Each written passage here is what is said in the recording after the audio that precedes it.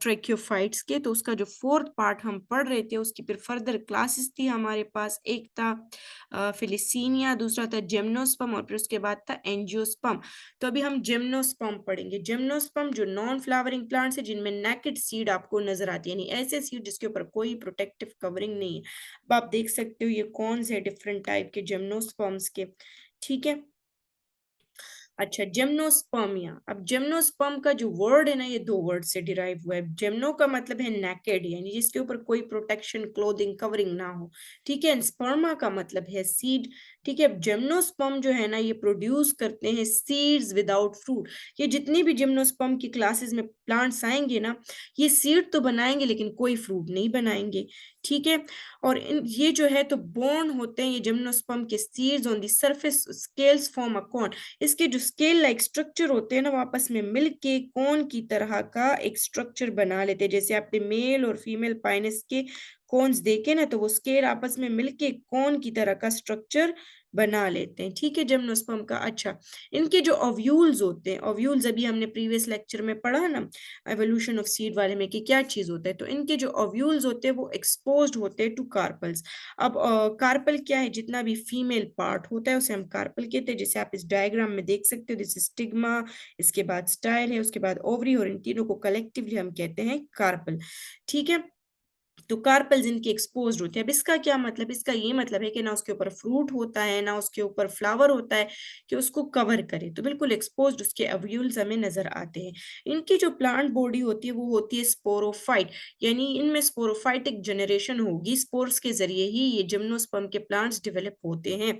इसके बाद अगर हम बात करें ना, तो ये हमारे पास टाल वुडी पेरिनियल ट्रीज बनाते हैं। जितने भी जिम्नोस्पर्म होंगे ना, इनकी बड़ी बड़ी ट्रीज होंगी। अब पेरेनियल ट्रीज का क्या मतलब कि वो कहीं सालों तक मौजूद रहती हैं, या फिर ये श्रब्स होंगी हमारे पास, या ट्रीज होंगी पेरेनियल टॉल वुडी ट्रीज, जिस तरह आप मरी में, एबटाबाद में, नागान कारान वगैरह में देख सकते हो, उस तरह की ट्रीज, टॉल वुडी ट्रीज जो है वो सारी जिम्नोस्पर्म की ट्रीज है। Most of them are gymnosperms, ठीक है। अब इनके जो रूट्स होते हैं ना, वो काफी ज्यादा वेल डेवलप्ड होते हैं, काफी अच्छे से। बड़ी बड़ी ट्रीज है तो जाहिर है उनकी बुनियाद भी मजबूत होनी चाहिए, तो उनका जो रूट वाला सिस्टम होता है वो काफी ज्यादा वेल डेवलप होता है। परसिस्टेंट का मतलब हमेशा रहने वाला होता है।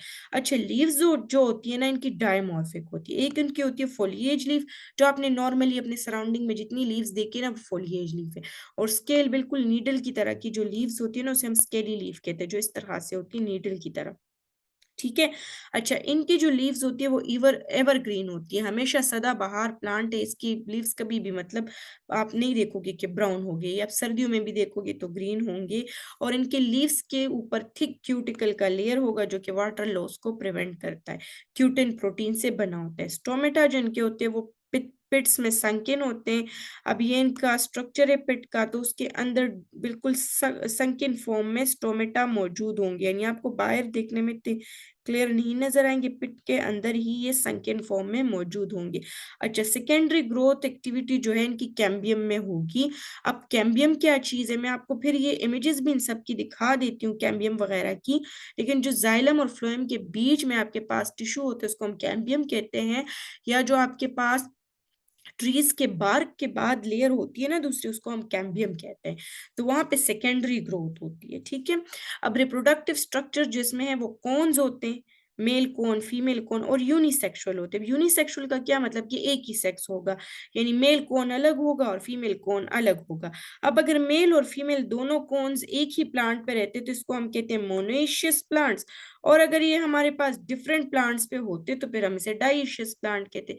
लेकिन जब भी मेल और फीमेल एक कॉन्स एक ही प्लांट पे होंगे तो इसको हम मोनोइशियस प्लांट्स कहेंगे, ठीक है। अब ये जो प्लांट्स है ये आपके पास है हेट्रोस्पोरस, ठीक है, यानी इन प्लांट्स के जो है ना आपके पास डिफरेंट स्पोर्स होंगे। माइक्रोस्पोर जिसको हम पोलिन ग्रेन्स भी कहते हैं, या मेगास्पोर जिसको हम एम्ब्रियो सैक्स भी कहते हैं। फर्टिलाइजेशन इसमें सिंगल होगी। अब सिंगल फर्टिलाइजेशन का क्या मतलब कि एक ही बार स्पर्म आएगा, एक को फर्टिलाइज करेगा, उससे जाइगोट बनेगा, जाइगोट से वापस स्पोरोफाइट बनेगा।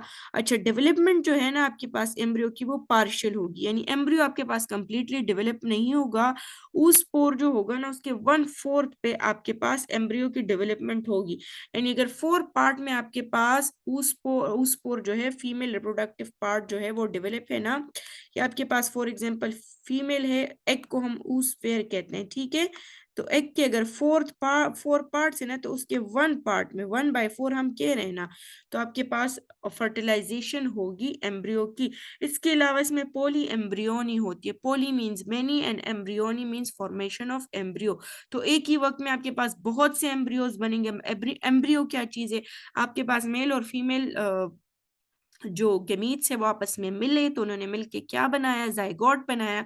अब जाइगोट में जब सेल डिवीजन हुई तो उसने फिर हमारे पास क्या बनाया, उसने फिर बना दिए एम्ब्रियोज, ठीक है। बहुत से एम्ब्रियोज एक ही वक्त में बनते साइमल्टेनियसली, का मतलब कि एक ही साथ बन रहे हैं, लेकिन इनमें जो है ना एक वक्त में सिर्फ सिंगल ही एम्ब्रियो फिर मैच्योर होता है। अच्छा, नंबर ऑफ कॉटिलीडियंस, कॉटिलीडियन जैसे आपने कॉर्न में देखा होगा उसका दाना, मूंगफली में देखा होगा आपने, जो है तो पिस्ताचू में देखा होगा, ये डिफरेंट जो चीजें हैं इन सब में आपने कॉटिलीडन्स देखे होंगे। तो वो बेसिकली जिसको आप जो नट्स वगैरह के अंदर दाने होते हैं तो उसको कॉटिलीडन कहते हैं। ये 1 से ज्यादा तक हो सकते हैं, एक भी हो सकता है, एक से ज्यादा भी हो सकते हैं, ठीक है। इनमें हमें क्लियर अल्टरनेशन ऑफ जनरेशन देखने को मिलती है, स्पोरोफाइट से गेमिटोफाइट और गेमिटोफाइट से स्पोरोफाइटिक जनरेशन हमारे पास बनेगी, ठीक है। अब ये जो सिग्निफिकेंट कैरेक्टर है ना, ये इनकी एडवांसमेंट्स हमें शो करता है बाकी टेरिडोफाइट्स पे। इसी की वजह से ये परमानेंट, वो कौन सा कैरेक्टर जिसकी वजह से इनको ज्यादा सिग्निफिकेंट मिली है, ज्यादा एडवांस है ये बाकी टेरिडोफाइट्स से, वो ये है कि अपने मेगास्पोर को परमानेंटली रिटेन करते हैं मेगास्पोरेंजियम के अंदर, फीमेल के अंदर। और इस तरह से जो डेवलपिंग एम्ब्रियो है वो उसके अंदर रहता है, तो उसकी प्रोटेक्शन भी होती है, उसको कॉन्स्टेंटली नरिशमेंट भी मिलती है। तो इस फीचर की वजह से जो है ना, तो ये ज्यादा सरवाइव कर सकते हैं। और इसी की वजह से इनमें ये जो है तो सीड हैबिट भी आ गई है। जिस तरह हमने पढ़ा था ना कि सीड जो है तो वो जितने भी प्लांट्स में सीड डेवलप होता है तो अपने मेगास्पोर को अपने मेगास्पोरेंजियम के अंदर रिटेन करके रखते हैं। तो जिम्नोस्पर्म भी हमारे पास जो है तो सीड वाले प्लांट्स है ना, तो ये भी रिटेन करके इसको रखते हैं। अच्छा, इसके बाद हमारे पास जो मेन ग्रुप्स हैं जेमनोस्पर्म के, वो कौन कौन से हैं। मेन ग्रुप्स जो हमारे पास हैं जेमनोस्पर्म के, वो हमारे पास है एग्जाम्पल उसके साइकस सर्सिनालिस और दूसरा है साइकस रेवोल्यूटा, या जिसको हम कॉनिफर्स भी कहते हैं, ठीक है। इसके 2 मेन ग्रुप्स हैं जेमनोस्पर्म के, ठीक है। और उनके बड़े फर्न्स की तरह कैरेक्टरिस्टिक है, जैसे मैंने अभी आपको बताया साइकस सर्सिनालिस है और दूसरा है साइकस रेवोल्यूटा, जिसको हम कॉनिफर्स भी कहते हैं, ठीक है। अब कॉनिफर्स जो है ना, ये हमारे पास लार्जेस्ट ग्रुप है इनका और सबसे इंपॉर्टेंट ग्रुप है जिम्नोस्पर्म का। अगर हम इसकी हैबिटेट की बात करें कि ये रहते कहाँ पर है, तो मेनली ये हमारे पास नेटिव्स हैं टेम्परेट रीजन के। टेम्परेट रीजन ऐसे रीजन को कहते हैं जहां पर ना ज्यादा गर्मी होती है ना ज्यादा सर्दी होती है, ठीक है।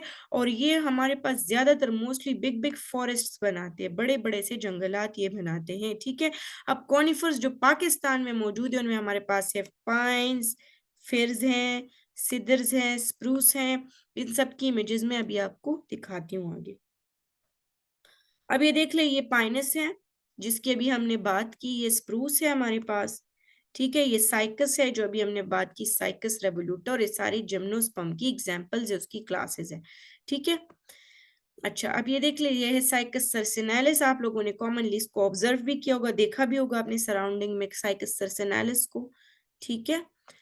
और दिस वन इज साइकस रेवोल्यूटा, इसको भी आप लोगों ने देखा होगा, रिवॉल्विंग फॉर्म में इसकी लीव्स होती है ना, इसलिए इसको साइकस रेवोल्यूटा कहते हैं, ठीक है। ये इसके कोन्स है। अच्छा, इसके बाद ये कॉनिफर्स है डिफरेंट टाइप के जो पाकिस्तान में मौजूद है, जो डिफरेंट लोकेशंस पे मौजूद है। अब ये देख ली, इसकी ट्री है और दिस, ये इसकी लीफ है, ये ट्री है, ये इसका कोन है, this is also a tree, इसकी लीव्स इस तरह से नजर आती है, और ये भी ट्री। अगर आप देख लो क्रिसमस ट्रीज भी जो है ना, तो वो बेसिकली जिम्नोस्पर्म वाली ही होती हैं।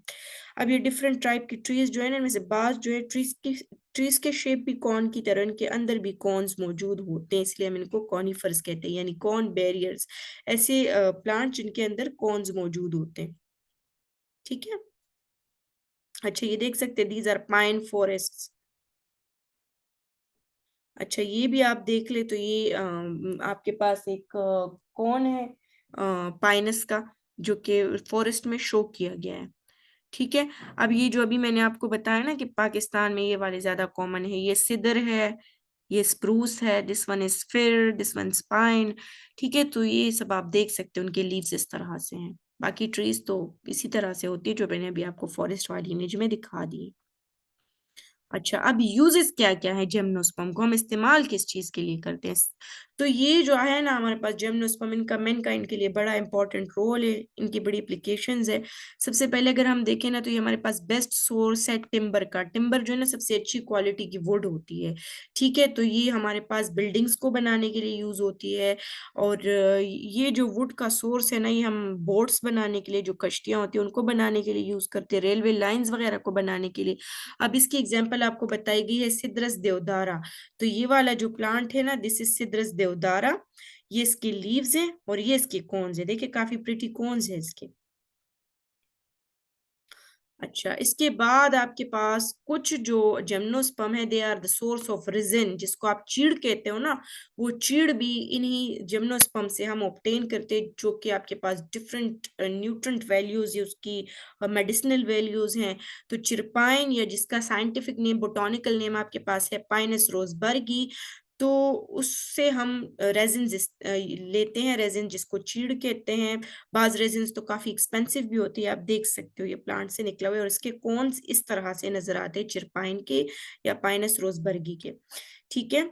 इसके बाद आपका फेवरेट चिलगोजा पाइन, जिसको पाइनस गिरर्डियाना कहते हैं। ठीक है, उसकी ट्री कुछ इस तरह से नजर आती है, इन कॉन्स के बीच में वो आपके फेवरेट नट्स होते हैं, जो बेसिकली सीड है इन प्लांट का, जिसको आप खाते हो। They are used as a food item, right.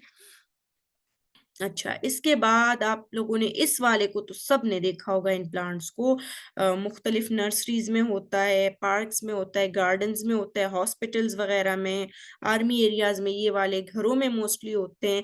Texas बिकाटा, जिसका कॉमन नाम आपके पास है इंग्लिश यू, ये आपके पास यूज होता है फॉर द सिंथेसिस ऑफ टेक्सोल। ये इसके इस तरह से कुछ फ्रूट ये देता है, ये वाला प्लांट। तो टेक्सोल्स की एक्सट्रैक्शन या सिंथेसिस जो है टेक्सास बिकाटा से होती है, और वो भी नेचर में क्या, एक जिम्नोस्पर्म है, और वो यूज होता है for the treatment of breast cancer. ठीक है। अब ये देख ले, ये भी आपके पास टेक्सास बिकाटा ही है, इसको यहाँ से काटा गया है। ऑर्नामेंटल पर्पसेस के लिए भी ये यूज होता है। ऑर्नामेंटल पर्पस क्या होता है, यानी डेकोरेशन के लिए ये यूज होते हैं।